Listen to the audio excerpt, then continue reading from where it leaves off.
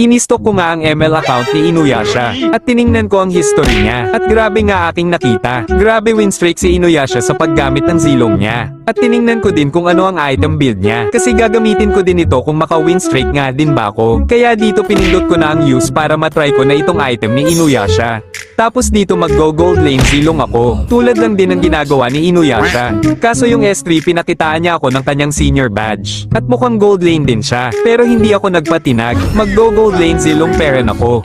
Kaso nag-autolock agad yung Popol. Pero buti na lang nag-adjust siya. Ginawa niyang EXP lane si Popol. At bago nga pala ang lahat, ako nga pala si Neza, ang nag-iisang Inuyasha ng Katarman. At ang mag-follow Pogi. At mga Pogi, panoorin nyo na lang ang mga nangyari sa videong ito. At panoorin nyo gaano kasakit ang build ni Inuyasha. Kaya DJ please play the music.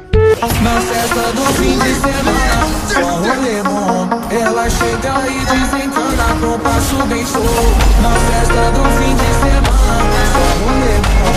Ela chega e desencana com passo bem show.